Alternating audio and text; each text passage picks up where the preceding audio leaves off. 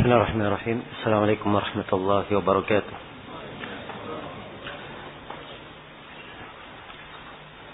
الحمد لله رب العالمين، ولا عاقبة للمتقين ولا عدوان إلا على الظالمين. أشهد أن لا إله إلا الله وحده لا شريك له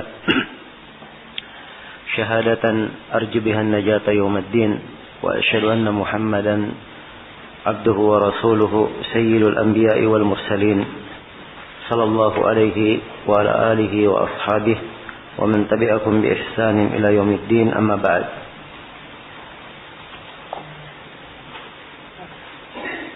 Ini majelis keberapa? 15 ya? Ya, baik. Ini majelis yang ke-15 dari pembahasan kita mengkaji kitab Ad-Durrul Bahiyah fil Masail Fiqhiyah karya Imam Asy-Syaukani rahimahullahu taala.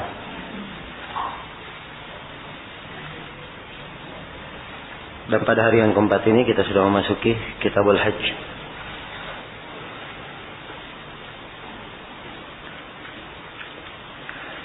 Berkata Imam Asy-Syaukani rahimahullahu taala, Kitabul Hajj. Kitab Al-Hajj. Yajibu ala kulli mukallafin mustati'in fawra.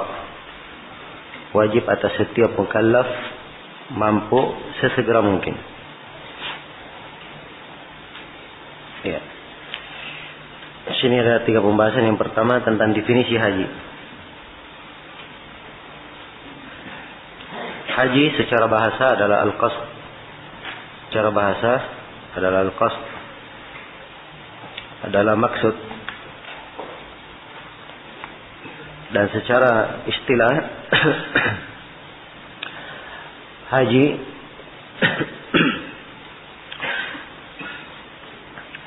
haji adalah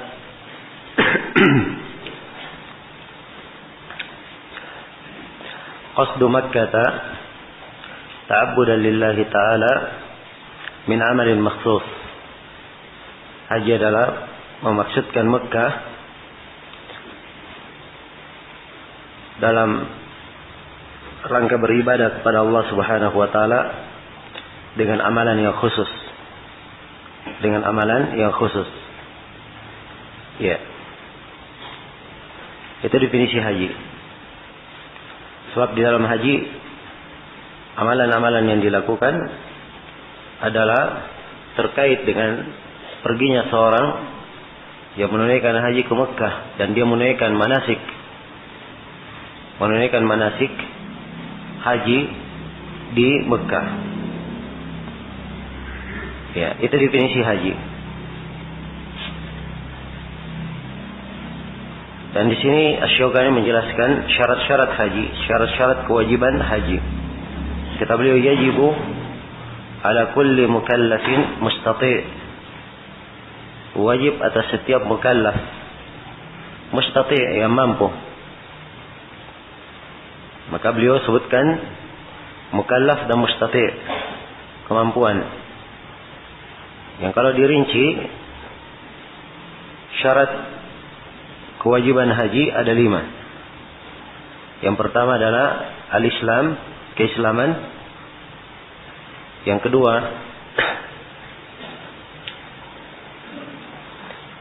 kedua adalah al-aql, dia waras. Yang ketiga adalah al-bulugh, ya balik. Ya, dan balik ini syarat wajibnya.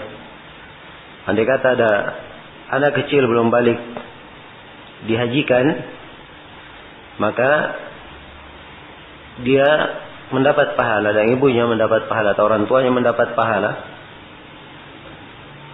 Akan tetapi haji tersebut belum mengangkat kewajiban haji Islamnya. Jadi ini syarat yang ketiga, harus balik. Syarat yang keempat al-hurriyah, dia bebas. Ya, sebab budak tidak ada kewajiban haji.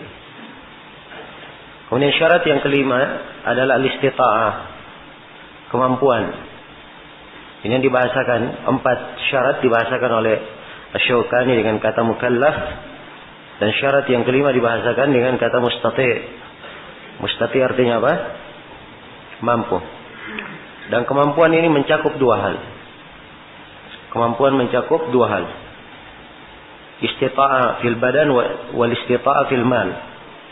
Kemampuan di dalam badan dan kemampuan di dalam harta. Kemampuan di dalam harta. Ya. Syarat kemampuan ini diterangkan di dalam Al-Quran. Allah Subhanahu wa taala berfirman, "Walillahi 'alan nasi hijjul baiti man istata'a ilaihi sabila." Dan untuk Allah terhadap manusia, ya, kewajiban haji bagi siapa yang punya kemampuan ke sana, dia punya sabil ke sana. Ya. Ada sejumlah riwayat yang menjelaskan tentang sabil dan diterangkan bahwa dia adalah az-zad war rahilah, bekal dan kendaraan yang dipakai. Tapi hadits-hadits itu ada kelemahan. Namun para fuqaha mengambil dari kata istita'a, kemampuan, dan kemampuan itu mencakup kemampuan di dalam badan dan kemampuan di dalam apa?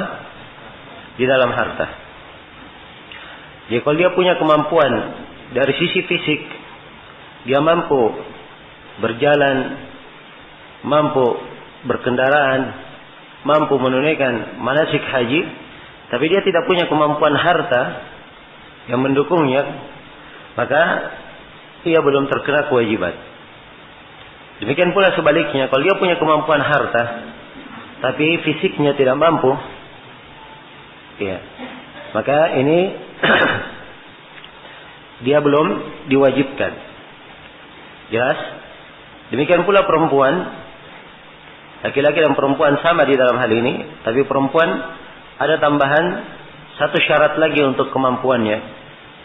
Dia harus mempunyai apa? Harus mempunyai mahram. Sebab tidak boleh seorang perempuan beriman kepada Allah dan hari akhirat melakukan perjalanan sehari semalam, dalam sebuah riwayat 3 hari 3 malam, dalam keadaan dia tidak ditemani oleh mahramnya. Dan ini sudah berlalu penyebutan haditsnya. Jelas ya? Jadi mahram itu adalah syarat wajibnya bagi perempuan. Kalau tidak ada mahramnya, maka dia belum wajib untuk berangkat. Maka dia hendaknya melihat mahramnya dari pihak laki-laki, mahramnya dari laki-laki yang mampu untuk menemaninya. Apakah suaminya, anaknya, saudara lelakinya, pamannya, ayahnya, ya, dan selainnya dari mahramnya. Dan apabila seorang perempuan punya mahram selain dari suaminya untuk berangkat haji, maka dia wajib untuk berangkat sesegera mungkin, walaupun suaminya tidak mengizinkan. Walaupun suaminya tidak mengizinkan, sebab dia punya kemampuan dan wajib taat kepada Allah. Ya, dan suami tidak mengizinkan, itu adalah kemaksiatan, dan tidak boleh taat kepada suami dalam hal yang bermaksiat kepada Allah Subhanahu wa taala. Ya. Dan telah disebutkan keutamaan bagi haji perempuan, bahwa itu adalah afdal jihad baginya. Afdal jihad bagi perempuan adalah hajjun mabrur, adalah haji mabrur. Dan kewajiban haji ini hanya sekali dalam seumur. Hanya sekali dalam seumur berdasarkan hadits Abu Hurairah yang diriwayatkan oleh Imam Muslim dan selainnya.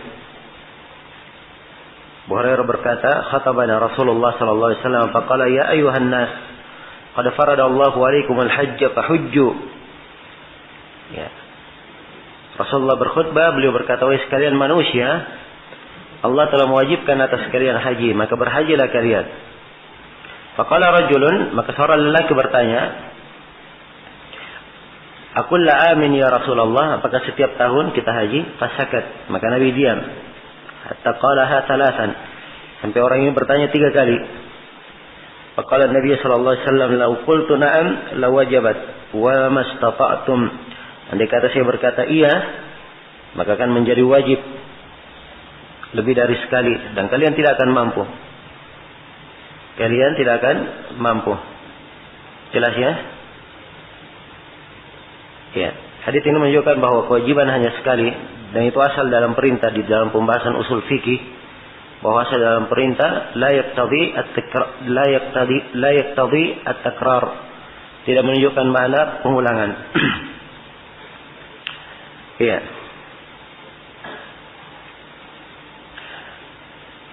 Kemudian Syaukani rahimahullahu taala berkata, fauran, sesegera mungkin.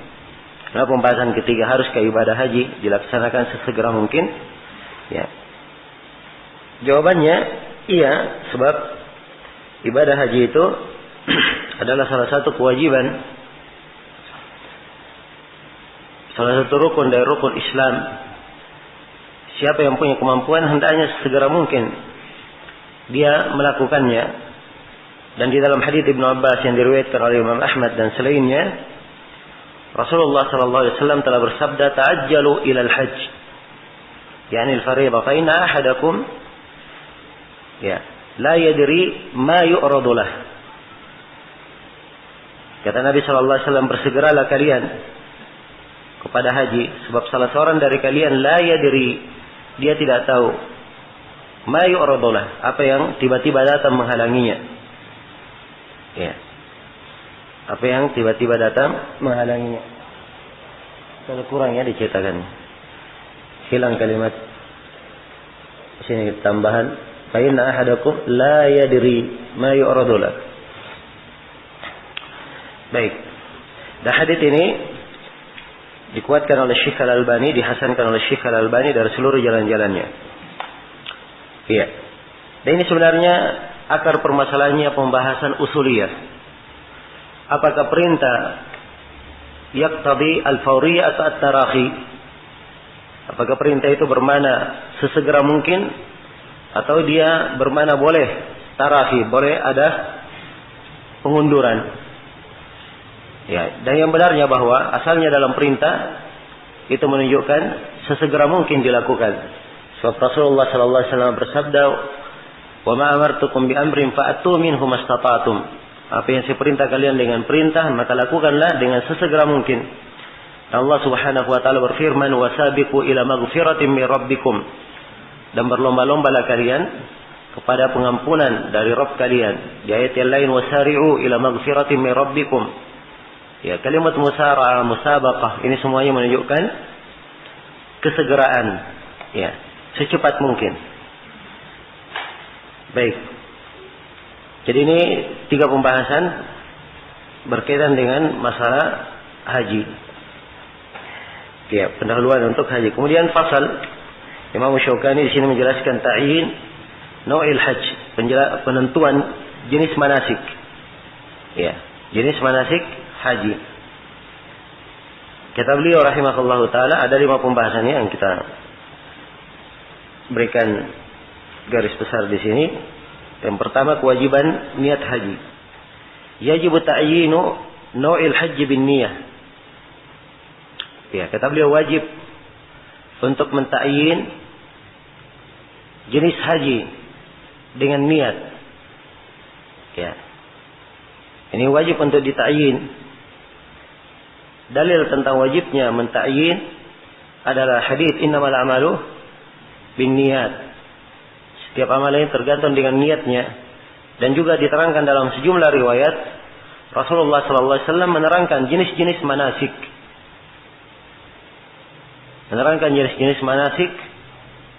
Dan di sebagian keadaan beliau mengatur para sahabat untuk melakukan manasik tertentu. Maka ini menunjukkan wajibnya niat itu, dan menentukan jenis dan meniatkan jenis haji yang akan dia lakukan. Ya, dan jenis manasik itu ada 3. Inilah yang kita sebutkan di pembahasan kedua, tamattu, qiran, dan ifrad. Dan Syaukani menjelaskan min tamattu'in au qiranin au ifradin. Iya. Manasik haji, jenis manasik haji ada 3. Haji tamattu yang pertama, yang kedua haji qiran, yang ketiga haji ifrad. Ya. Haji tamattu, ya, dikatakan tamattu sebab ada tahallul antara dua manasik. Ada antara umrah dan haji diselingi dengan tahallul. Dan tahallul ini seorang yang tamatta di dalamnya, ya, dia bisa lebih luas di dalam segala keperluannya sampai boleh berhubungan, ya, suami istri di masa halalnya. Jelas ya? Karena itu dinamakan apa? Tamattu. Ya, jadi haji tamattu ini adalah dia menggabungkan atau dia melakukan umrah kemudian diselangi dengan tahallul, setelah itu dilanjutkan dengan apa? Dilanjutkan dengan haji. Dilanjutkan dengan haji. Ya. Ini yang disebut dengan apa? Dengan tamattu. Ya. Jadi tentunya di pelaksanaan haji secara umum ada umrah dan ada apa? Ada haji, kan begitu? Ada umrah dan ada haji. Kalau dia sudah masuk di dalam pelaksanaan umrah, sudah masuk di dalam pelaksanaan haji, ini namanya dia ihram sudah. Jelas ya? Kalau dia sudah selesai umrahnya, sudah selesai hajinya, maka itu dia dikatakan halal. Dikatakan apa? Halal. Dan tamattu ini, ya, dia pelaksanaan umrah dan pelaksanaan hajinya diselingi dengan apa? Dengan tahallul. Diselingi dengan tahallul. Jelas ya? Baik, ini tamattu. Kalau qiran, ya, qiran artinya digandengkan, digabungkan. Sebab umrah dan hajinya digandengkan jadi satu manasik. Ya, langsung disambung. Setelah umrah tidak ada tahallul, tetap pakaian ihram sampai apa? Sampai selesai manasik hajinya. Selesai manasik hajinya. Jelas ya? Ini yang disebut dengan nama apa? Qiran. Ya. Tapi haji qiran ini menjadi wajib apabila seseorang itu membawa apa? Membawa hewan sembelihan.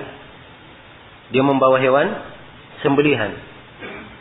Nah, ini yang membedakan antara haji tamattu ini dan haji apa? Haji qiran. Kalau haji tamattu, yang tamattu tidak membawa apa? Tidak membawa sembelihan. Kalau haji qiran dia bawa sembelihan. Ini perbedaan pertama. Perbedaan kedua antara qiran dan tamattu. Kalau haji tamattu, ya, umrahnya dan sa'inya 2 kali. Umrah dan sa'inya berapa kali? 2 kali. Kalau haji qiran, ya, kalau haji qiran sa'inya boleh 1 kali saja.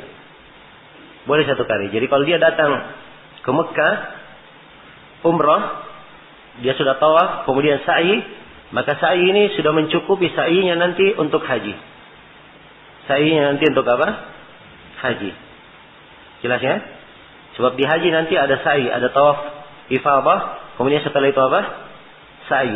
Maka sa'i setelah itu kalau dia haji qiran, kapan dia sudah sa'i di awal kali dia datang, maka itu sudah cukup untuk sa'i apa? Hajinya. Ini 2 perbedaan. Kemudian yang ketiga adalah haji ifrat. Ya. Ifrat adalah dia sendirikan. Jadi dia hanya meniatkan apa? Hanya meniatkan haji saja. Hanya meniatkan haji saja. Ya. Jelas? Dan tidak ada perbedaan antara haji qiran dan haji ifrat ini. Tidak ada perbedaan antara haji qiran dan haji ifrat kecuali dalam satu hal. Apa satu hal itu? Dalam hal membawa sembelihan. Sebab haji ifrat tidak ada sembelihan. Jadi dari sisi kaifiatnya sama dengan haji qiran. Jelas sampai sini? Ya. Dan 3 jenis haji ini, 3 jenis manasik ini, semuanya adalah hal yang disyariatkan. Seorang memilih. Dan ini dari keringanan syariat. Dari keringanan apa? Syariat. Ya, dan dimaklumi ya, hajat manusia beraneka ragam. Hajat manusia beraneka ragam. Ada sebagian orang yang kadang subhanallah dia terlambat datang ke Arafah. Terlambat datang ke mana? Ke Arafah. Iya. Maka kalau dia mengambil tamattu, dia misalnya datang ke Arafah Tanggal 9 hari Arafah sudah. Ya, jelas ya? Sudah sore hari di Arafah. Ini kalau dia ambil haji tamattu, maka dia apa? Dia umrah dulu, ya. Tawaf dulu, kemudian sa'i, kemudian pergi cukur. Lama waktu yang dia perlukan. Jelas ya? Ya. Bahkan nanti di keadaan yang keadaan darurat, Arafah itu bisa sampai subuh. Ya. Jadi kalau misalnya ada yang datang ke malam 10 Dzulhijjah sudah, dia sudah jam 3 subuh baru nyampe. Dia umrah dulu, maka ini tidak akan dapat apa? Tidak akan dapat haji. Ya, tapi kalau dia ambil ifrat, ini akan mudah baginya. Akan mudah baginya. Jelas ya? Kemudian orang kan ada namanya keperluan-keperluan, apalagi sekarang ini, ya, yang namanya kepadatan, kemudian kemacetan, ini mempengaruhi sekali pelaksanaan ibadah haji itu. Sehingga kadang pelaksanaan ibadah haji itu memakan waktu yang sangat lama dikarenakan padatnya manusia. Jelas ya? Baik, maka ini 3 jenis manasik.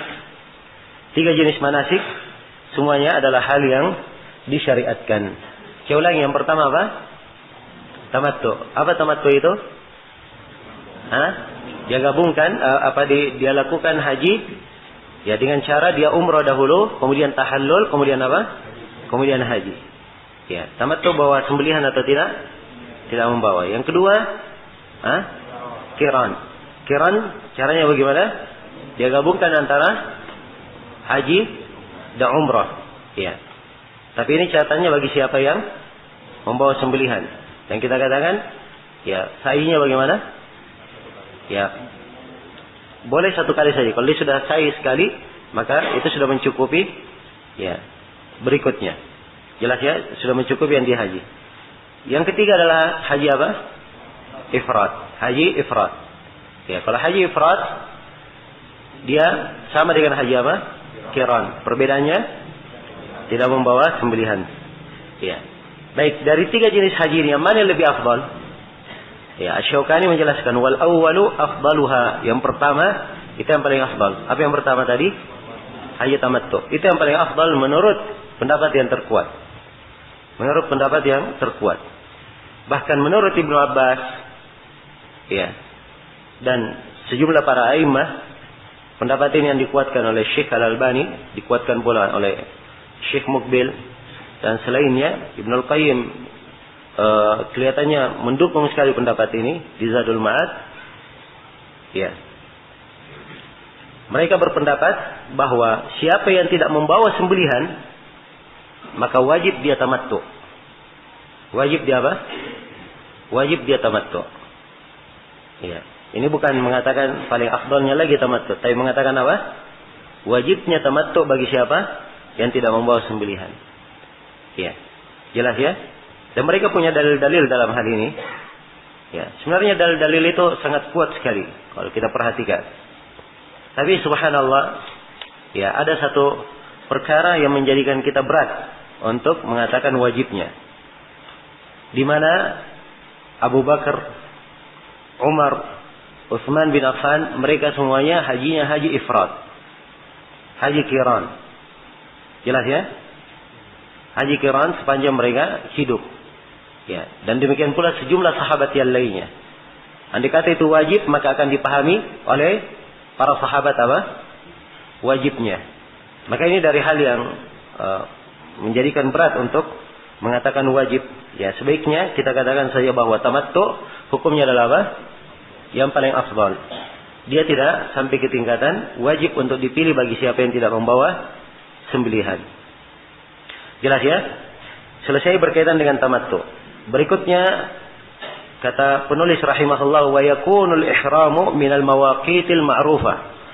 Dan hendaknya ihram itu dari miqat-miqat yang dimaklumi. Ini ada 2 pembahasan. Pembahasan yang pertama, berihram dari miqat. Berihram dari miqat. Iya. Berihram dari miqat. Sebab ihram itu harus dimulai dari miqat. Kapan dia lewat dari miqat? Iya. Dia lewat dari miqat, maka dia telah melanggar sebuah kewajiban dari kewajiban haji, meninggalkan sebuah kewajiban dari kewajiban haji. Itu kalau tempat mikotnya, dia berihram dari tempat mikotnya. Adapun ihramnya sendiri, membaca niat ihram, itu adalah rukun dari rukun ibadah. Haji maupun apa? Umrah. Jelas ya? Dibedakan ya antara dua hal. Membaca ihramnya dan apanya? Dan mikot dari tempat, dan berihram dari mikot. Saya ulangi dua hal yang harus dibedakan. Berihramnya, yaitu membaca ihramnya, meniatkan ihramnya, memulai ihramnya, dengan berihram dari tempat apa? Mikot. Ini dua hal berbeda. Kalau ihramnya itu rukun dari ibadah. Jelas? Kalau berihram dari tempat mikot, ini apa? Adalah kewajiban. Adalah kewajiban. Ya, kalau rukun hilang, maka rukunnya apa? Ibadahnya tidak apa? Tidak syah. Ibadahnya tidak syah. Jelas ya? Jadi ihramnya berihram dari miqat. Ya. Bentuknya dia niatkan. Sekarang dia tamattu. Maka dia berihram. Dia berkata labbaik Allahumma umrah. Ya, sebab tamattu dia umrah dulu kan? Ya, jadi dia hanya berkata labbaik Allahumma umrah. Setelah itu dia jalan. Dia lakukan manasik apa? Umrahnya. Sampai di Mekah dia tawaf, kemudian sa'i. Setelah sa'i apa? Dia pendekkan rambutnya. Kalau di musim haji utamanya dipendekkan sebab dekat dengan apa? Sudah dekat dengan haji, dan di haji nanti mau cukur lagi. Ya, kalau dia gundul, ya, pas di musim hajinya apa yang akan dia cukur? Ya. Jelas ya? Maka utamanya pendek, kecuali kalau jaraknya masih jauh. Ya, misalnya dia umrah haji di bulan Syawal. Ya. Ini untuk apa namanya? Umrah untuk hajinya. Maka tidak ada masalah, dia gundul tidak ada masalah. Sebab Syawal masih ada ya banyak waktu. Ya masih ada 2 bulan lagi untuk apa? Untuk ke Dzulhijjah. Jadi ada Syawal, Dzulqa'dah baru masuk apa? Dzulhijjah, masih bisa panjang rambut itu. Jelas ya? Baik. Jadi setelah cukur, orang yang mutamattu ini setelah cukur, maka dia sudah tahallul. Dia boleh pakai pakaian biasa lagi, ya. Halal segala sesuatu untuknya, wangi-wangian, ya, bahkan halal hubungan suami istri. Jelas ya? Ya, setelah itu pada tanggal 8 Dzulhijjah yaumut tarwiyah dia ihram lagi. Ya. Dia ihram lagi. Dia berkata labbaik Allahumma apa? Hajjan. Labbaik Allahumma hajjan. Ya, dan ihramnya ini tidak harus di miqat. Di mana saja dia di Mekah. Apakah dari hotelnya atau dimanapun. Ya, dan tidak harus dia apa? Datang ke depan Ka'bah seperti banyak jemaah haji sekarang kalau tanggal 8 rame-rame masuk ke Ka'bah. Ya, bahkan ada yang ya lebih khusus lagi. Dia tidak mau ihram kecuali dari arah corong tempat air di Ka'bah itu, ya mengarah ke Syam. Ya. Dan ini kekeliruan. Ya. Dia ihram dari mana saja. Setelah ihram, mulailah melakukan manasik haji. Dia ke apa namanya? Sunnahnya ke Musdalifah, ke Mina dulu, yaumut tarwiyah tanggal 8, setelah itu besoknya tanggal 9 ke Arafah, setelah itu ke Musdalifah, setelah itu hari Nahar, dia melempar Jamratul Aqabah, setelah melempar Jamratul Aqabah, dia menyembelih, setelah menyembelih dia cukur, setelah cukur dia tawaf ifadah, kemudian sa'i, ya. Jelas ya? Nah, setelah itu dia sudah tahallul. Dan kita akan terangkannya tahallul di hari Nahar, bagaimana ketentuannya dengan melakukan 2 dari 3 hal yang wajib. Baik. Ya. Jadi itu ihram dengan bentuk apa? Tamattu. Kalau ihramnya dalam bentuk qiran, maka orang yang qiran langsung berkata labbaik Allahumma apa? Hajjan wa umrah sekaligus. Sebab dia menggabungkan apa? Haji dan umrah. Ya, hajjan wa umrah. Atau umrah wa hajjan, tidak apa-apa, tidak ada masalah. Ya, jelas dia gabungkan. Ya, caranya setelah dia ihram, sudah dia masuk ke Mekah. Tawaf, kemudian sa'i. Ya, rambut tidak boleh sekarang. Belum bisa dicukur. Setelah tawaf, sa'i, maka dia tetap pakai ihram. Sampai musim haji. Tanggal 8 dia ke Mina, Tarwiyah, setelah itu ke Arafah. Ya, dan seterusnya sama dengan tamattu. Jelas ya? Sama dengan tamattu, kecuali dalam masalah sa'i yang telah kita singgung. Kalau dia sudah sa'i di depan, maka sudah cukup setelah ifadahnya. Ya. Ini kalau apa? Qiran. Kalau ifrad, Ya, dari miqat dia berihram. Ya, miqat ifrat itu dia cuma haji saja. Karena itu dia ihramnya labbaik Allahumma hajjan. Langsung saja labbaik Allahumma hajjan. Sudah jalan. Ya, sama dengan apa yang dilakukan oleh apa? Orang yang qiran. Jadi ini ihram yang dibaca. Dan ihram ini sifatnya adalah apa? Ini adalah apa tadi? Rukun atau wajib? Rukun. Sebab ini bagian dari ibadah. Dalam haji maupun umrah, dia adalah rukun. Jelas ya? Nah, berihram dari miqatnya, dari tempat miqatnya, ini lain lagi. Ini namanya kewajiban. Namanya apa? Kewajiban. Andai kata ada yang melewati miqat, ya, dia berihram, dia lewati miqat, dia tidak dari miqat, seperti banyak jemaah haji sekarang, ya, nanti pakai bajunya di Jeddah, ya, maka ini sudah melewati miqat. Hajinya syah, tapi dia meninggalkan sebuah kewajiban. Ya, kalau dia meninggalkan sebuah kewajiban, ada nanti ketentuan. Orang yang meninggalkan kewajiban, apa yang denda yang dikenakan terhadapnya. Iya, jelas ya? Apa denda yang dikenakan terhadapnya? Kita akan bahas nanti. Ya, selesai sudah di sini berkaitan dengan masalah berihram dari miqat. Jadi itu yang dimaksudkan. Kita terangkan dua hal sekaligus. Berihram dari miqat, ihram bermakna rukunnya, berihram dari miqat bermakna ihram dari tempat apa? Miqatnya, dan itu bermakna apa? Wajib. Sekarang penulis berkata minal mawaqitil ma'rufah, dari miqat-miqat yang ma'rufah, yang sudah dikenal. Ya. Jadi tempat-tempat dia berihram itu sudah ditentukan. Ada miqat-miqat. Sudah diterangkan di dalam syariat. Sudah diterangkan di dalam syariat kita. Miqat-miqat tersebut. Ya. Rasulullah SAW menjelaskannya dalam hadits Ibnu Abbas, dalam hadits Ibnu Umar. Ya, diterangkan tentang miqat-miqat tersebut. Nah, waqata Rasulullah SAW ila ahli Madinah, dalam hadits Ibnu Abbas ya, waqata Rasulullah SAW li ahli Madinah dal Khulaifah, wa li ahli Syam al-Juhfah, wa li ahli Najd qarna al-manazil, wa li ahli al-Yamani yalamlam. Rasulullah SAW memberikan taukid. Ya. Untuk penduduk Madinah, miqatnya adalah Dzul Khulaifah. Untuk penduduk Syam, miqatnya adalah apa? Yalamlam, al-Juhfa. Untuk penduduk Najd, miqatnya adalah Qarnul Manazil. Miqatnya adalah Qarnul Manazil. Dan untuk penduduk Yaman, miqatnya adalah Yalamlam. Miqatnya adalah Yalamlam. Iya, baik. Ini miqat di dalam hadits ini disebut dengan nama mawaqit apa? Al-makaniyah. Mawaqit al-makaniyah. Ya. Miqat yang berupa tempat-tempat. Kan waktu, kan kita berbicara waktu. Dan miqat itu dari sisi bahasa telah kita terangkan di pembahasan mawaqit. Apa dari sisi bahasa miqat di pembahasan salat? Miqat dari kata apa? Waktu. Dari sisi istilah miqat adalah al-qadarul mahdud lil fi'li min zamanin wa makan atau makan. Ya, kadar yang ditentukan untuk melakukan amalan, apakah berupa waktu atau berupa tempat. Itu namanya miqat. Di sini penjelasan apa? Tempat-tempat bermiqat. Ya, kalau mawaqit al-hajj yang bermakna waktu-waktu haji, waktu haji itu adalah bulan Syawal, bulan Dzulqa'dah, dan bulan apa? Dzulhijjah. Itu waktu-waktu haji. Jelas ya? Jadi kalau dia ingin ihram, maka dia mulai dari Syawal. Begitu matahari terbenam dari Ramadan, sudah mulai masuk Syawal, maka siapa yang umrah di situ, dia niatkan juga haji, maka itu umrahnya sudah cukup untuk apa? Untuk hajinya, tamattu untuk haji. Jelas ya? Baik. Ya, ini berlaku sampai tanggal 10 Dzulhijjah. Tanggal 10 Dzulhijjah.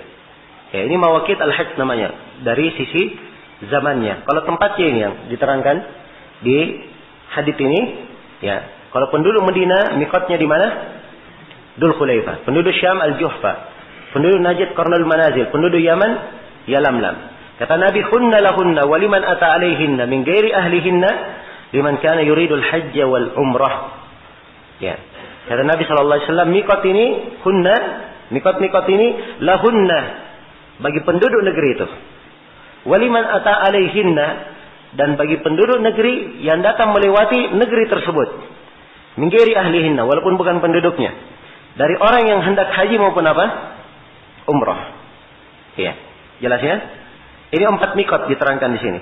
Di dalam hadis Ibnu Umar juga diterangkan 4 mikot, tapi dalam sebagian riwayat diterangkan ada mikot yang ke-5, yaitu Datu Irq. Mikot apa? Datu Irq. Ini untuk penduduk Irak. Ya, untuk penduduk Irak. Jadi semuanya ada berapa mikot? Ada 5 mikot. Iya, jelas ya? Sekarang saya akan terangkan dulu di mana mikot-mikot itu. Baik. Yang pertama, mikotnya adalah Dzul Khulaifah. Ya. Dzul Khulaifah. Ini mikot yang paling jauh dari kota Mekah. Yang paling jauh dari kota Mekah. Sebab Nabi SAW ketika melakukan perjalanan, ya, beliau melakukan perjalanan dari Medina ke Mekah menunaikan ibadah haji, ya, beliau berangkatnya 4 hari, atau beliau berangkat tanggal 26 Dzulqa'dah berangkatnya, atau tanggal 25 Dzulqa'dah beliau berangkat, dan beliau tiba di Mekah tanggal 4 Dzulhijjah. Jadi berapa hari beliau perjalanan? 8 atau 9 hari. Sebab tidak tahu bulan itu 9 hari, 29 atau 30. Nah itu kita katakan 8 atau apa? 9 hari. Jelas ya? Jadi ini mana ini? Nah, ini ya. Ini Dzul Khulaifah. Ya, Dzul Khulaifah. Berapa kilo tertulis? Hah? 450. Ya, 450 ya. Baik, sudah cocok 450. Ya. 450 kilo. Ini untuk ukuran kilonya. Dia yang paling jauh sekarang. Ya alhamdulillah sekarang kemudahan. Ya. Orang melakukan perjalanan ke Mikot tidak lama insyaallah. Dari Dzul Khulaifah ini ke Mekah, ya. Dengan fasilitas sekarang itu sudah dimudahkan. Apalagi sekarang katanya lagi dibuat proyek untuk kereta api. Mungkin akan lebih cepat lagi nanti. Ya. Ini Dzul Khulaifah. Nama dahulunya begitu Dzul Khulaifah. Ya, sekarang disebut dengan nama Bir Ali atau Abar Ali. Ya. Nah. Ini mikot yang pertama. Ini mikot untuk penduduk Madinah. Dan siapa yang berada di belakang penduduk Madinah ini? Daerah Madinah ini ke belakang, ya, dari penduduk Qasim, ya, dan seterusnya. Maka ini dia ikut ke Madinah mikotnya. Ini bagi siapa yang lewat ke Madinah. Kalau misalnya penduduk Qasim mau dia lewat Riyadh, kemudian dari Riyadh dia masuk ke mana? Dia ke Riyadh, kemudian dari Riyadh dia lewat ke apa ini? Ya, ke Qarnul Manazil, ya, tidak ada masalah. Dia nanti dihitung dari mana? Qarnul Manazil. Kalau dia lewat di situ. Ya. Jelas ya? Baik. Ini mikot yang pertama ya. Apa namanya? Dzul Khulaifah. Ini bagi siapa? Penduduk Madinah. Bagi penduduk Madinah. Baik. Mikot yang kedua adalah Al-Juhfa. Ya. Al-Juhfa ini bagi penduduk Syam.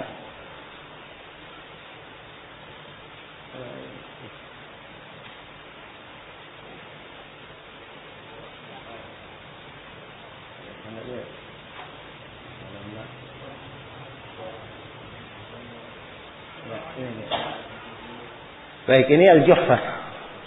Nah, Al-Juhfa ini bagi penduduk Syam. Ya, penduduk Syam dan siapa yang semisal dengannya yang datang dari arah laut. Biasanya Syam, Mesir, dari Maghrib, semuanya masuk lewat sini. Kemudian masuk ke Mekah. Jelas ya? Ini Al-Juhfa. Nah. Ya. Kemudian mikot yang ketiga disebut dengan nama Qarnul Manazil. Ya. Ini Qarnul Manazil. Ini bagi siapa dari arah mana? Dia datang dari arah Najd. Ya, dari arah Najd ke belakang ini. Ya. Inilah kota-kota yang berada di belakangnya. Qarnul Manazil sekarang di Taif ya, masuk wilayah Taif. Dia Taif. Ya, kemudian terus ke belakang masuk kota Riyadh. Ya.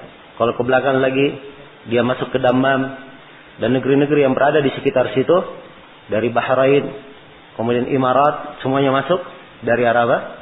Dari arah ini. Kalau mereka lewat darat ya. Ini Qarnul Manazil. Ya. Dan Qarnul Manazil ini yang merupakan miqat di mana? Di Taif. Ini adalah miqat yang paling dekat ke Mekah.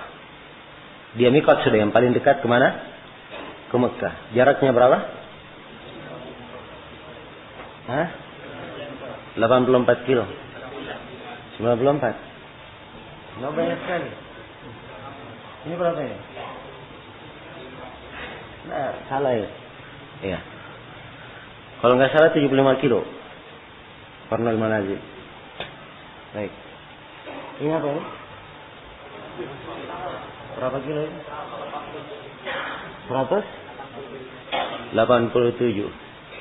183 pasnya. 183. Kalau Juhfa 183. Kalau ini apa ini? Yalamlam. Yalamlam 93 kilo.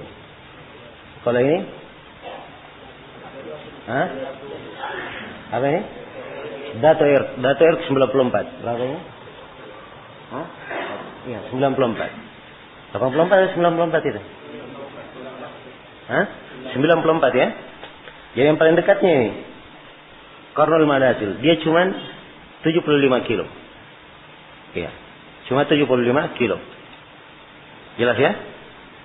Itu di Taif. Qarnul Manazil sekarang disebut dengan nama As-Sailul Kabir. Disebut dengan nama As-Sail Al-Kabir. Berikutnya adalah Yalamlam. Ini Yalamlam. Ya, Yalamlam ini yang datang dari arah Yaman, yang datang dari arah Janub, dari arah selatan Saudi. Ya, dari Jizan, dari Yaman, dari Indonesia juga datangnya dari sini. Yalamlam ini miqatnya orang Indonesia. Jelas ya? Kalau Indonesia ini pesawat, nanti lewatnya di atas Yalamlam ini. Ya. Dipahami? Baik. Ini Yalamlam yang sekarang disebut dengan nama Tariqus Sahil. Iya. Tariq As-Sahil. Baik. Ini sudah berapa? Sudah 4. Yang terakhir ada Datu Irq.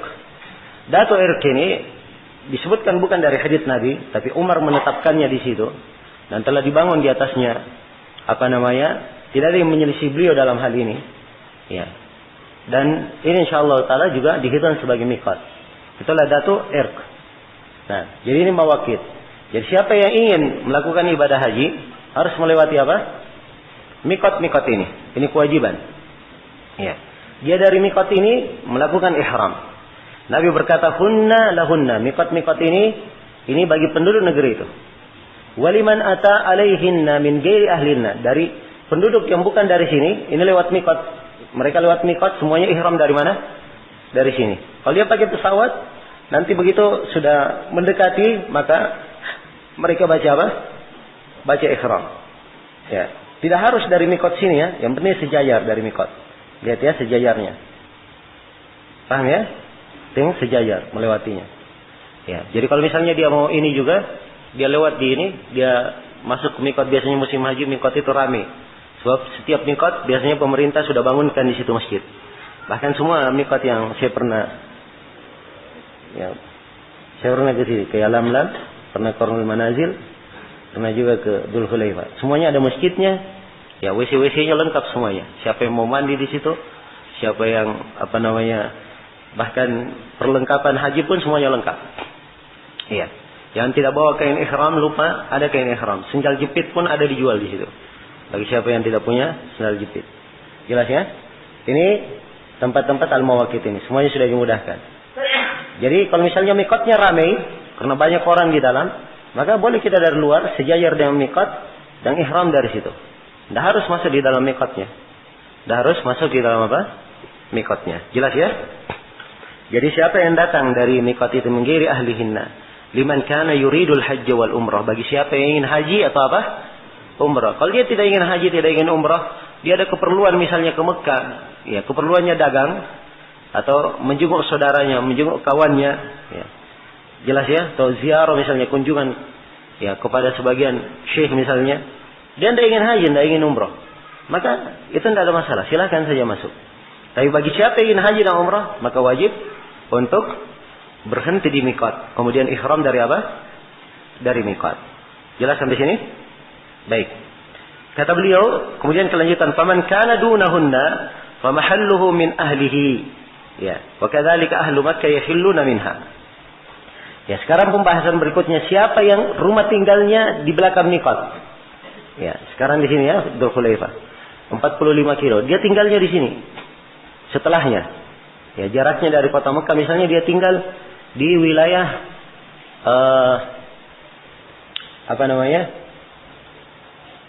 di dekat Tan'im misalnya dia tinggal, dekat Tan'im. Ya. Tan'im ini dia sudah masuk di mana? Ya, sudah dekat Mekah. Ya, di arah ke Madinah. Maka dia dari Tan'im miqatnya. Jelas ya? Kalau dia misalnya berada di Jeddah, ya Jeddah ini di bawah miqat, maka dia miqat dari Jeddah kalau dia penduduk Jeddah. Jelas ya? Kalau dia penduduk Jeddah. Demikian seterusnya. Siapa yang rumahnya sudah melewati miqat, maka dari rumahnya dia, dari tempatnya dia ihram. Dan penduduk Mekah kalau umrah, dia penduduk Mekah, umrahnya dari mana? Ya, dari Mekah juga, dari tempat dia sendiri. Ya, jelas sampai sini ya? Apa maksudnya dari penduduk Mekah kalau dia ingin haji, maka hajinya dari mana? Dari Mekah sendiri. Ini bagi penduduk Mekah. Ini bagi haji ya, di dalam masalah haji. Kalau umrah itu lain lagi pembahasannya. Kalau umrah dia harus keluar di tanah halal. Ya, sebab ada tanah haram. Tanah haram itu wilayah Mekah. Tanah halal dia ke Arafah, ke Ju'rana atau ke Tan'im, itu tanah halal semuanya. Sudah keluar di wilayah tanah haram. Ya, bagi penduduk Mekah juga kalau dia mau umrah, maka dia keluar ke mana? Ke tanah halal. Kemudian dari situ dia ihram, masuk untuk umrah. Ini kita membahas tentang haji, ya, tadi. Baik. Selesai sudah pembahasan tentang miqat haji. Kemudian berikutnya yang kelima, ya. Hukum orang yang tinggal sebelum miqat. Ini juga kita jelaskan. Baik, selesai ya, sudah penjelasan tentang fasal penentuan jenis manasik. Berikutnya kata Syaukani rahimahullah, faslun. Ini fasal tentang mahdarat al-ihram. Larangan-larangan dalam ihram. Iya. Harus diketahui bahwa orang yang ihram itu ada ketentuan-ketentuan yang telah ditentukan oleh syariat. Apa yang harus dia lakukan? Dan ada perkara-perkara yang tidak boleh dilanggar, tidak boleh dikerjakan. Ada perkara-perkara yang tidak boleh dikerjakan oleh orang yang ihram. Ya. Kalau selain ihram dia boleh melakukannya, tapi pada saat ihram hal ini dilarang untuk apa? Untuk dilakukan. Dilarang untuk dilakukan. Nah, di sini Asy-Syaukani rahimahullah akan menjelaskan larangan-larangan ini. Ya, saya akan baca dulu ucapan Asy-Syaukani, setelah itu saya akan simpulkan ada berapa mahdarat al-ihram. Ya, pertama kata Syaukani, wala yalbas al-muhrimul qamisa wala al-imamata wala al-burnus wala sarawil. Ya. Wala thawban massahu warsun wala za'faran. Nah. Kata beliau, dan tidak boleh seorang muhrim memakai qamis. Ya, memakai qamis. Dia memakai baju yang terus menutupi apa? Tubuhnya. Menutupi tubuhnya. Nah, itu yang disebut dengan nama qamis. Walal imamah, dia tidak boleh memakai imamah. Imamah apa yang dililitkan di atas kepala. Walal burnus. Ya, burnus ini sama dengan saub. Ya, cuman dia ada tutup kepalanya. Ada tutup kepalanya. Jadi baju saub biasa, jubah, tapi pakai apa? Tutup kepala. Ya, bahasa Indonesia kita jubah ya. Kalau bahasa Indonesia kita. Ya, kalau qamis itu dalam bahasa Arab, dia menutupi tubuh, tidak ada kancingnya. Tapi kalau jubah dia ada apa? Ada kancingnya, itu yang disebut jubah. Ya, kalau dia pakai kancing ke bawah, dibuka dengan kancingnya, itu jubah namanya. Tapi kalau qamis dia tidak, dia tertutup. Itu disebut apa? Qamis. Ya, jelas ya. Jadi burnus ini dia sama dengan qamis, tapi ada tutup kepalanya. Ini biasanya dipakai pakaiannya orang-orang wilayah Maroko, Maghrib, ya, Libya, biasanya pakaiannya seperti itu. Pakai tutup apa? Tutup kepala. Ini burnus. Wala sarawil, dan tidak boleh dia pakai sirwal. Iya. Tidak boleh pakai sirwal. Wala thawban massahu warsun wala za'faran. Tidak boleh baju yang disentuh oleh wars dan za'faran. Ini dua jenis wangi-wangian. Ya, jelas ya? Ini pakaian-pakaian disebutkan di sini, ini diglobalkan dalam sebuah larangan, yaitu tidak boleh memakai kain yang disambung dengan jahitan. Ya, itulah makna kain berjahit itu. Jadi kain yang disambung dengan apa? Dengan jahitan. Ya, kalau dikatakan tidak boleh dijahit, ya semua kainnya. Sekarang pakai apa? Ya, pakai mesin jahit. Tapi maksudnya dia kain disambung dengan jahitan. Kita lihat misalnya contoh sarung ya. Ya, sarung ini karena ada sambungannya di tengah, iya kan? Kalau sambungannya ini dibuka, ya, dibuka, maka ini namanya sudah apa? Tidak berjahit lagi. Jelas ya? Kapan disambung dia jahit, maka ini dia memakai kain apa? Kain berjahit. Karena itu kain ihram, ya. Semuanya tahu ya kain ihram. Ya. Bagaimana kainnya? Ya. Dia cuma kain putih, lebar, ya. Yang cukup untuk apa? Membalut tubuh. Bisa dibuat sebagai sarung dan satunya bisa dijadikan sebagai apa? Sebagai rida, sesuatu yang menutupi apa namanya badannya dengan dililitkan di atas bahunya nanti. Jelas ya? Baik. Jadi dia tidak boleh memakai kain yang bersambung dengan jahitan. Ya, apakah qamis atau imamah, ya, atau burnus, ya, sirwal, ini tidak diperbolehkan. Sebab sirwal ada sambungannya. Ya, semuanya disambung dengan jahitan. Jelas ya? Kemudian di sini dikatakan walal khuffain. Ya, dan tidak boleh memakai sepatu. Tidak boleh memakai sepatu. Nah, tidak boleh memakai sepatu illa alla yajida na'laini hatta yakuna asfala minal ka'bain. Kecuali kalau dia tidak menemukan dua sendal, maka dia potong sampai kurang dari, atau dia potong sampai di bawah mata kaki.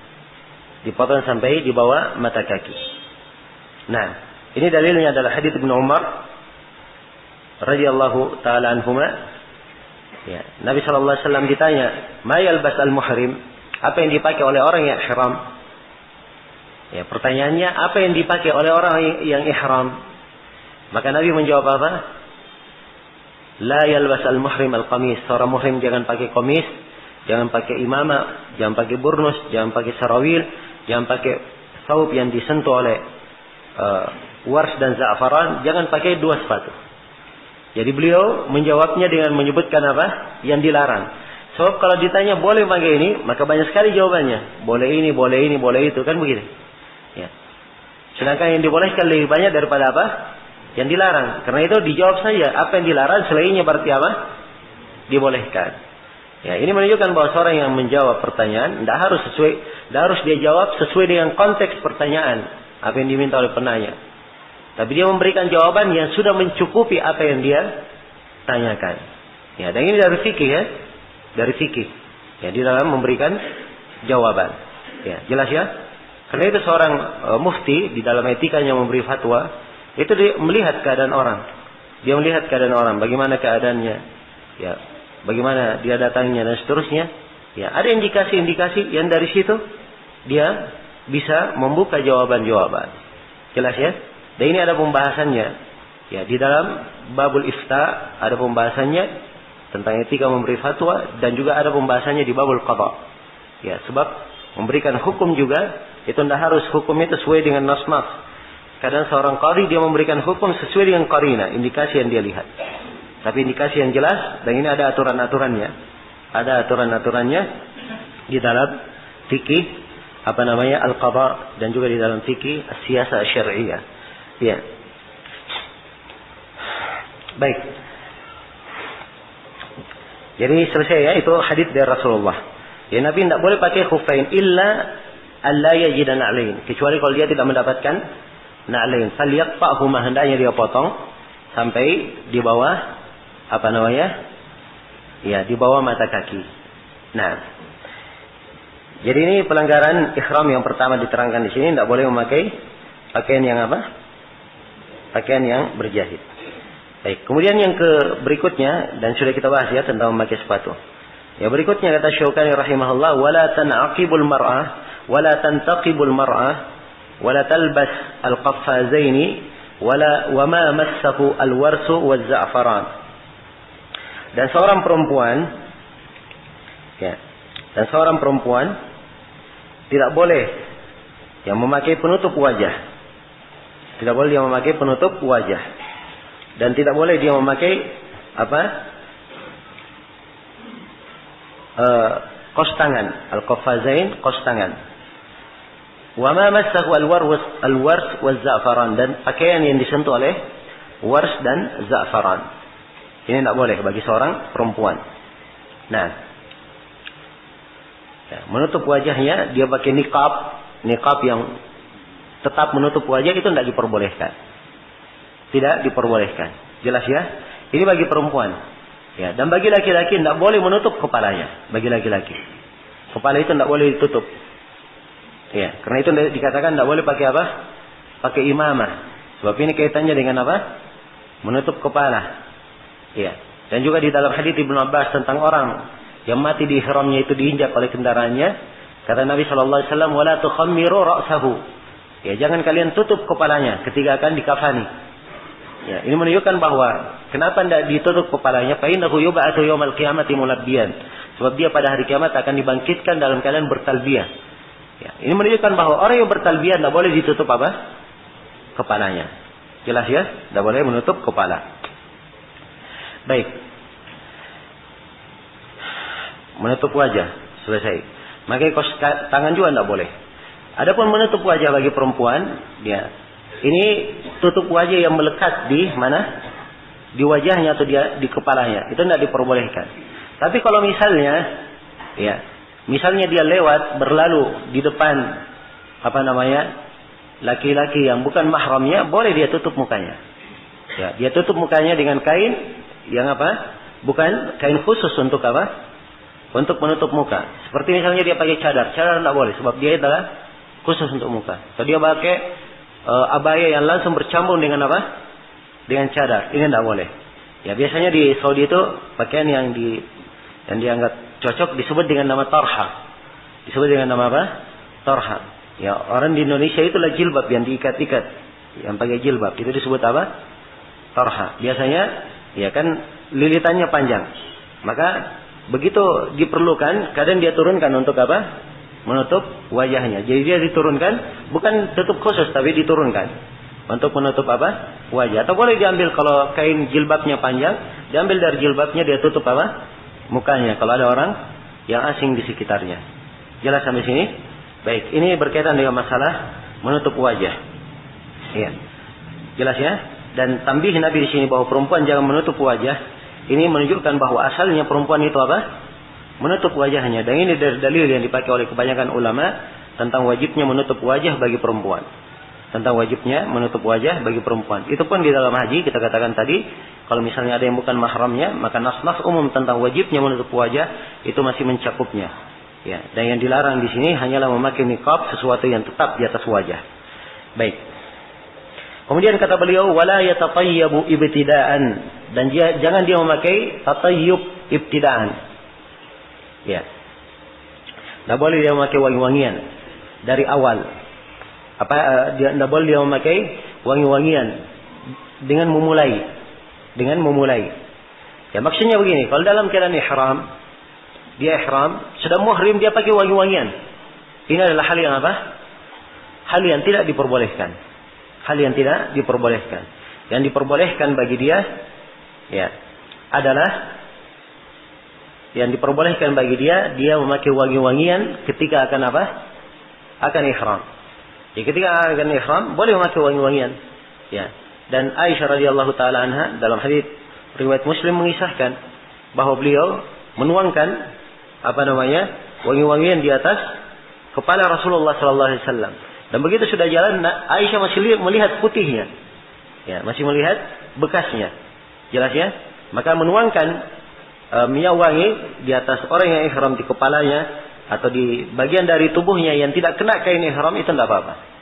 Tapi kalau dia kena kain ihram, tidak boleh kain ihram diberikan wangi-wangian. Sebab sudah berlalu ya, memakai kain yang tidak disentuh oleh wangi-wangian. Kainnya tidak boleh disentuh oleh wangi-wangian.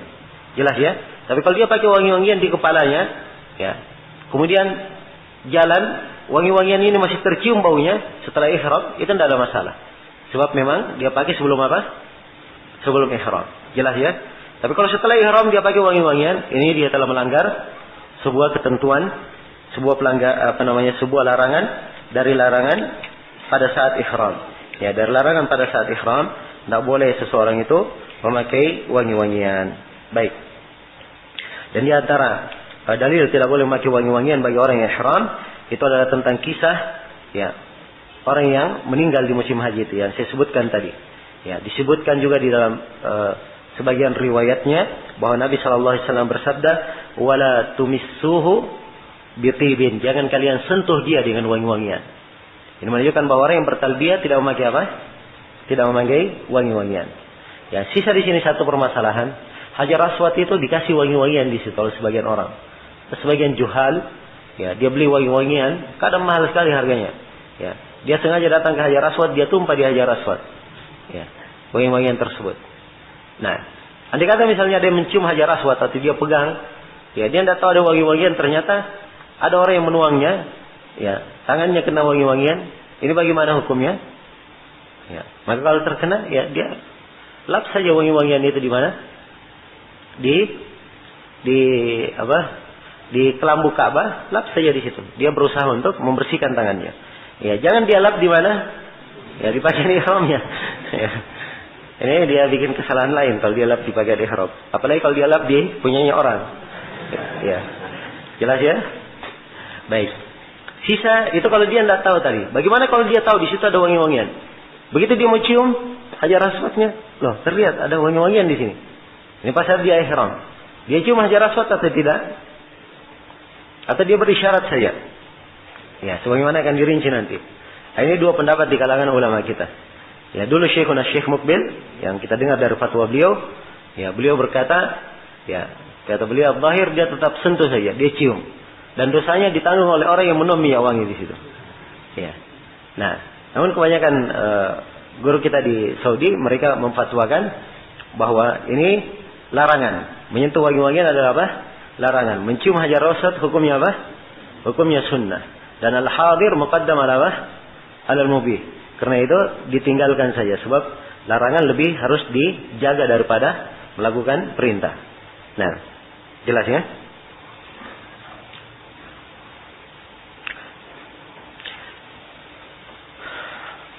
Selesai wangi-wangian. Kemudian kata beliau, wala ya'khudhu min sya'rihi aw basharihi illa li'udrin. Dan tidak boleh dia mengambil rambutnya atau dari kulitnya kecuali dengan udur. Ya. Kalau rambutnya ingin dia potong, tidak boleh. Tidak potong rambut. Rambut apa saja? Rambut kepala, rambut kumis, rambut mata, ya, rambut hidung. Ya, jelas ya? Rambut apa yang melekat di tubuh ataupun di kemaluan, semuanya tidak boleh. Yang jelas apa yang namanya rambut tidak boleh untuk di apa?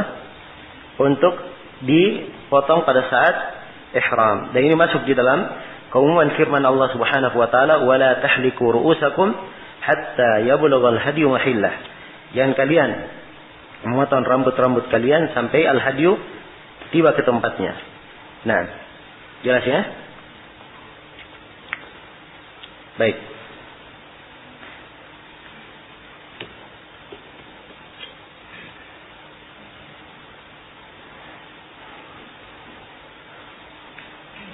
Ya. Demikian pula kulit. Kalau misalnya ada kulitnya yang melepuh, ya, terus dia dia cabut, ini adalah hal yang tidak diperbolehkan. Atau kulit kakinya misalnya pecah-pecah dia cabut, ini adalah hal yang tidak diperbolehkan. Jelas ya? Ya, dan demikian pula di sini yang belum diterangkan di sini, dia memotong kukunya. Dia memotong apa? Memotong kuku. Ini adalah hal yang dilarang. Adalah hal yang dilarang. Dan telah disebutkan dalam hadits Ummu Salamah, kalau sudah masuk 10 Dzulhijjah maka tidak boleh bagi siapa yang mau menyembelih, maka tidak boleh dia menyentuh kuku dan menyentuh rambut dan kulitnya. Ini bagi orang yang menyembelih untuk di hari Yaumun Nahar nanti. Tentunya ini bagi orang yang melakukan haji itu lebih dijaga lagi. Baik. Illa li'udrin, kecuali bagi siapa yang punya udur. Kecuali bagi siapa yang punya udur. Ya, kalau ada udur, tidak ada masalah. Ya, jelas ya. Tapi ini ada ketentuannya. Kalau ada udzur, apa yang dia bayar? Apa ininya? Ini akan diterangkan dalam hadits Ka'ab bin Ujrah. Kita akan baca nanti hadits Ka'ab bin Ujrah ya tentang hal ini. Nah, baik saya baca dulu ya, pelanggaran ihram. Nanti saya balik lagi, saya berikan kesimpulan. Kemudian kata beliau, saya sudah ya menghilangkan rambut dan kulit. Sekarang yang keenam, menghindari jima. Kata beliau, wala yarfuth, wala yafsuq, wala yujadil. Tidak boleh dia yarfuth. Tidak boleh yarfuth. Yarfuth ini melakukan hubungan suami istri. Ya, dan kata rafas juga bisa masuk melakukan pendahuluan. Dia mencakup dua hal. Melakukan pendahuluan dan melakukan apa? Hubungan suami istri. Dan dua-duanya dilarang dalam ihram. Wala yafsuq, dan jangan dia berbuat kefasikan. Ya. Wala yujadil, dan jangan dia berdebat. Jangan dia berdebat. Nah, jangan dia berdebat.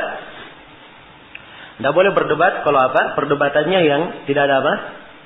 Tidak ada manfaatnya. Tapi kalau debatnya ilmiah dalam artian untuk menjelaskan sebuah kesalahan orang, ya, dengan dalil-dalil dia terangkan agar supaya orang itu mendapat nasihat, maka ini tidak ada masalah. Tidak ada masalah. Nah, baik. Jadi ini penjelasan tentang tiga hal. Ya, tidak boleh melakukan hubungan suami istri. Ya, tidak boleh melakukan pendahuluan yang mengarah ke sana, tidak boleh berbuat kefasikan, dan tidak boleh berjidal. Ini semuanya ketentuannya di dalam Al-Quran. Allah Subhanahu wa taala berfirman, "Faman farada fihinna al-hajja fala rafasa wala fusuqa wala jidala fil hajj." Siapa yang wajib padanya haji, maka tidak ada rafas, tidak ada fusuk, dan tidak ada jidal di dalam haji. Tidak ada jidal di dalam haji. Baik. Kemudian berikutnya, wala yankih wala yunkih wala yakhtub. Tidak boleh dia menikah dan tidak boleh dia menikahkan, serta tidak boleh dia melamar. Jelas ya? Ini tiga, menikah, menikahkan, dan apa? Melamar. Ini semuanya tidak diperbolehkan bagi orang yang melakukan ihram, orang yang sedang ihram. Dalilnya adalah hadits Utsman riwayat Muslim. Ya, Rasulullah sallallahu alaihi wasallam bersabda, ya, di nomor 423. Rasulullah sallallahu alaihi wasallam bersabda, la yankih al-muhrim wa la yunkih wa la yakhtub. Ya, seorang yang muhrim itu tidak menikah dan tidak menikahkan dan tidak pula melamar. Tidak pula apa? Melamar. Nah. Baik, kemudian kata beliau, ya.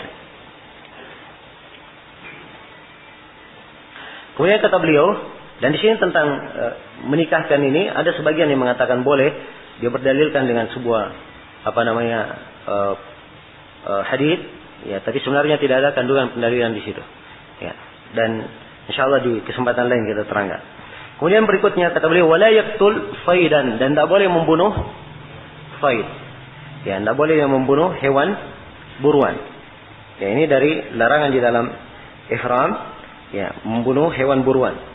Sebab itu adalah perkara yang diharamkan bagi orang yang muhrim. Allah Subhanahu wa taala berfirman, wa hurrima 'alaikum saydul barri ma dumtum huruma. Dan diharamkan kepada kalian hewan buruan darat sepanjang kalian masih ihram. Ya ayyuhalladzina amanu la taqtulus sayda wa antum hurum. Wahai orang-orang yang beriman, janganlah kalian membunuh hewan buruan sedangkan kalian dalam keadaan apa?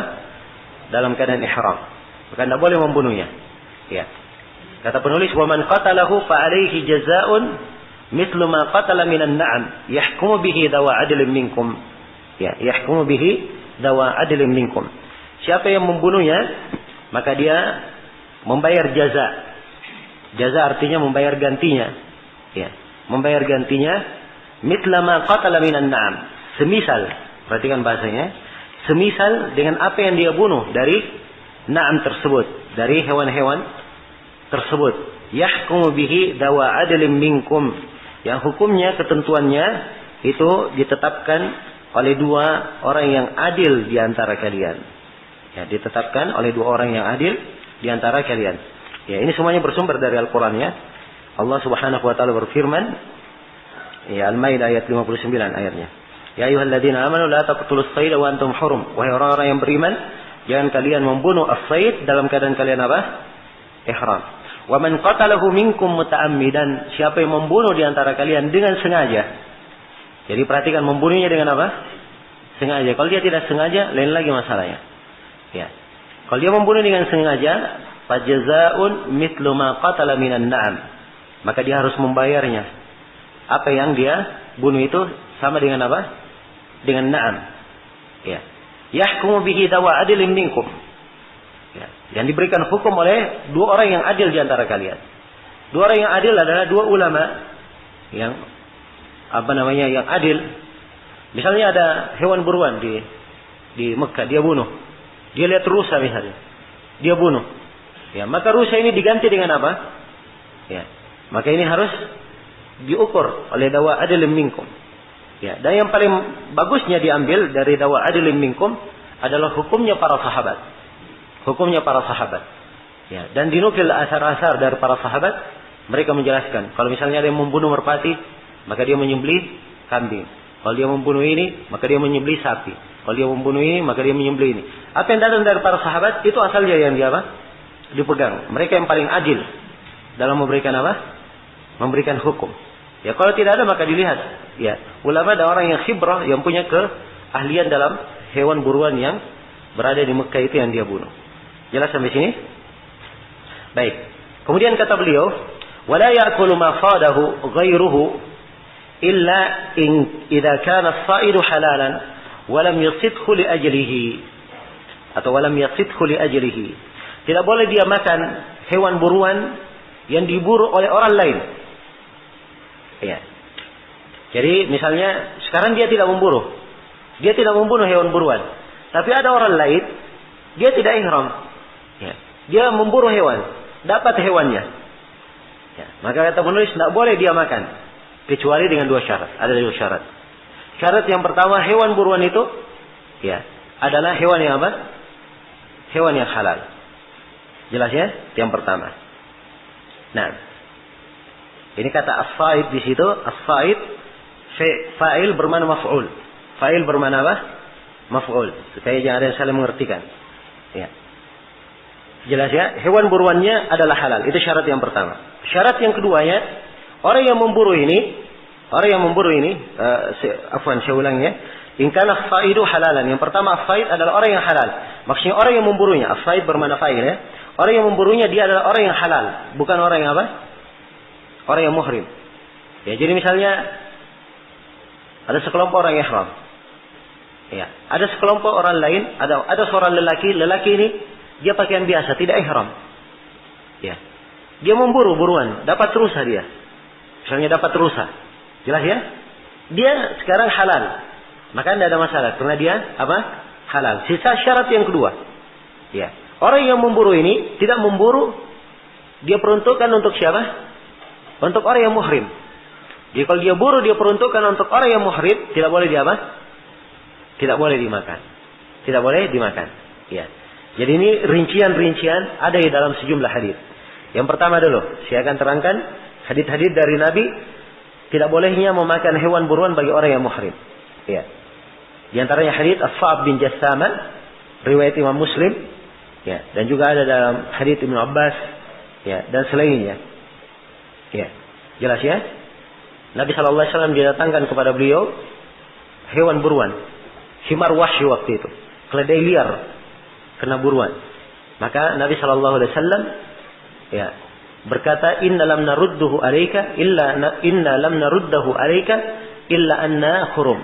Kami tidak menolak ini dari engkau kecuali kami ini sedang apa? Sedang muhrim.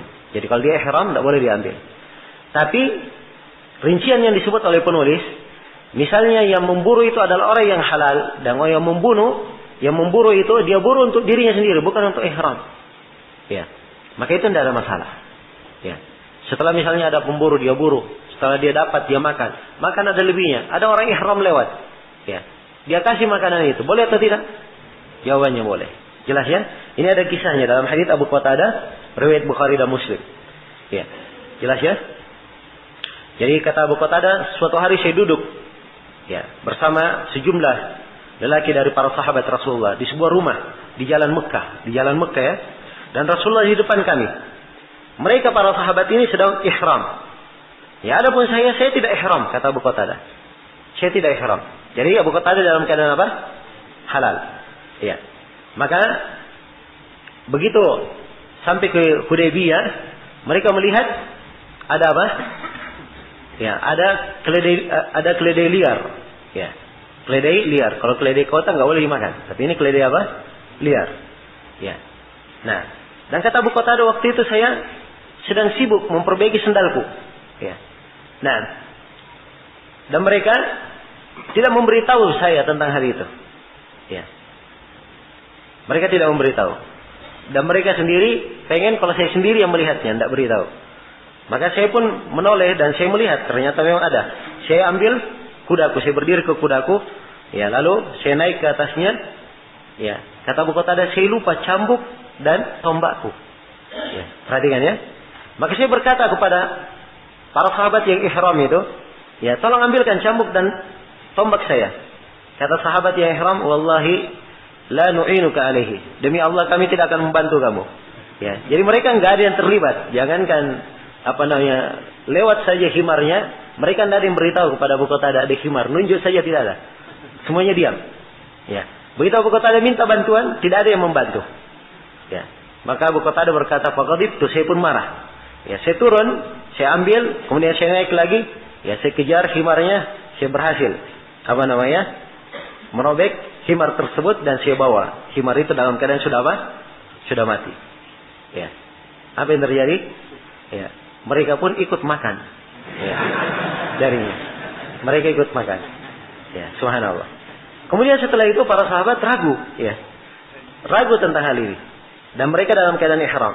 Begitu mereka kembali dan Abu Qatadah berkata, saya sembunyikan sesuatu dari, ya, yang tersisa dari himar itu.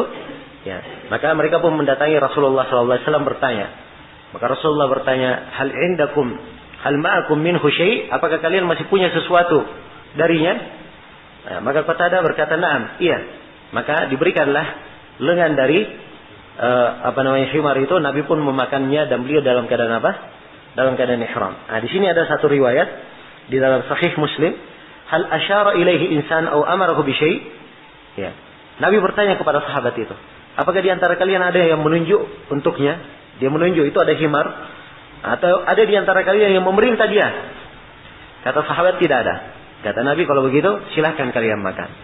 Nah, maka dari sini, ya, nampak ya bahwa perkecualian yang disebut oleh Syaukani itu benar. Ya. Jadi kalau ada orang lain yang memburu, itu asalnya tidak boleh dia makan, kecuali kalau ada dua syarat. Syarat yang pertama, yang memburunya bukan orang yang ihram. Syarat yang kedua, orang yang memburu tersebut, dia memburunya bukan untuk apa? Bukan untuk orang yang ihram, tapi untuk dirinya sendiri. Ya, untuk dirinya sendiri. Dan ini wajar ya. Dia tentunya himar itu, keledai itu banyak dagingnya. Tidak mungkin Abu Qatadah bisa makan semuanya. Ya, jelas ya. Maka ya wajar kalau sahabat yang lainnya juga makan darinya. Baik, selesai sudah ya. Kemudian berikutnya di sini dari larangan, wala ya'didu min syajaril haram illa al-idkhir. Dan tidak boleh dia mematahkan, ya, atau memotong dari pohon di tanah haram kecuali idkhir, ya, kecuali jerami. Nah, ini ada di dalam hadis Rasulullah sallallahu alaihi wasallam, dalam hadis Ibnu Abbas dan selainnya, juga dari hadis Abu Hurairah, riwayat Bukhari dan Muslim. Rasulullah sallallahu alaihi wasallam bersabda ketika Fathu Makkah, "Inna hadzal balad haramun la yu'badu syaukuhu wa la yukhtala khalahu wa la yunaffaru sayduhu wa la tultaqat luqatuhu illa li mu'arrifin." Sungguhnya negeri ini adalah negeri haram. Ya. Durinya tidak boleh dipatahkan. Ya. Kemudian khalahu itu tidak boleh dihilangkan. Dan saidnya tidak boleh diusir. Hewan buruannya tidak boleh diusir. Ya. Wala tultaqat, jadi hewan buruan yang ada di sini tidak boleh diusir, seperti merpati dan lainnya itu tidak boleh diusir. Ya, andai kata ada kelinci tidak boleh diusir. Ya, kebanyakannya sekarang yang ada adalah apa? Merpati. Nah, dan luqatuhu, barang temuannya tidak boleh dipungut. Kalau ada barang temuan dibiarkan saja. Kecuali bagi siapa yang mentakrifnya. Sekedar dia takrif tidak boleh tidak boleh dia miliki. Dan ini akan datang nanti insyaallah penjelasannya di bab al-luqatah. Jelas ya? Bab tentang masalah barang temuan. Ya, baik. Al-Abbas waktu itu berkata, "Ya Rasulullah illa dzikr." Ya Rasulullah, perkecualikan apa? Jerami. Ya. Perkecualikan jerami. Fa innahu la budda lahum minhu. Fa innahu lil quyun wa lil buyut. Sebab dia ini adalah hal yang penting. Ya. Dia dicampur untuk tanah. Jerami itu kalau tanah mau bikin rumah, dicampur dengan tanah dan untuk rumah-rumah mereka. Jelas ya? Maka itu adalah hal yang diperlukan. Maka Nabi berkata, illal idkhir. Iya, kecuali al-idkhir. Ya, jelas ya? Maka al-idkhir ini diperbolehkan. Selain daripada itu, ya, kalau dia adalah tanaman yang asli, tumbuh dari kota Mekah, tidak boleh dia apa? Dicabut. Kecuali kalau tanamannya tersebut adalah tanaman ditanam oleh pemerintah, ya, bukan tanaman asli di situ, ditanam, misalnya dia tanam tanaman di depan rumahnya, dia sendirian tanam tanaman di depan rumahnya, ya, kemudian dia panen, ya, dia pungut, dia pangkas tanamannya, itu tidak ada masalah, dia rapikan, sebab dia sendiri apa? Dia menanamnya. Tapi kalau dia tumbuh asalnya dari Mekah, tidak boleh dia apa? Tidak boleh diganggu. Nah, jelas ya? Kemudian berikutnya kata Syaukani rahimahullah, wa yajuzu qatlul fawasikil khams, dan boleh membunuh 5 fawasik. Boleh